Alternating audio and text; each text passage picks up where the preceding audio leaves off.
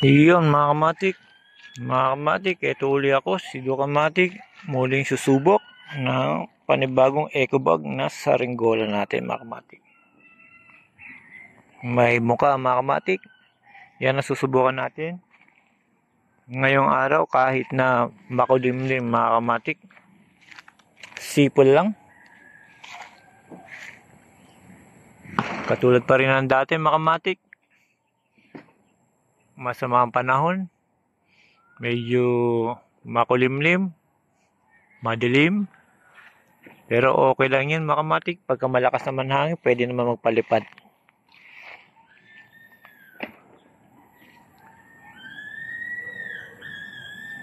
Ito mga kamatik, mga eco bag itong ginagawa ko. Medyo kamahalan lang pagka itong bibili kasi napakatibay na ito mga kamatik.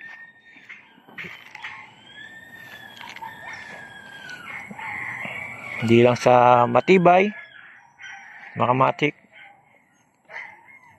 tatagal pa ito mga kamatik. Depende kung iniingatan mo din mga kamatik.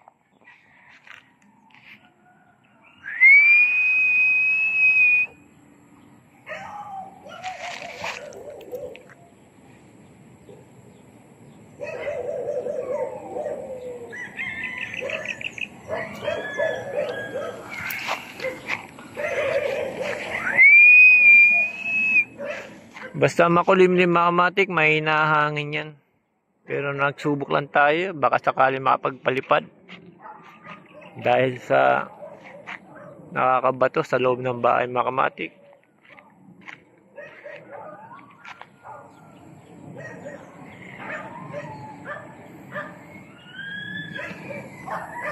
Dito pa rin ako mga kamatik nagpapalipad sa bakanting lote at malawak na lugar.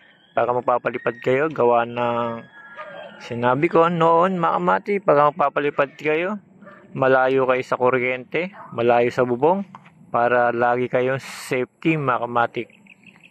Pagka mainit naman, kailangan nyo magsombrero para hindi kayo magkasakit sa sobrang init.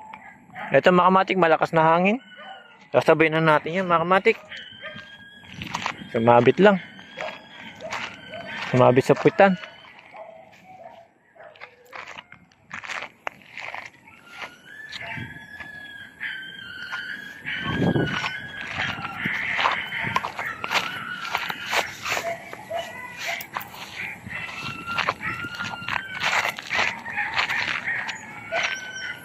Ayun mga kamatik, paangatin ko muna.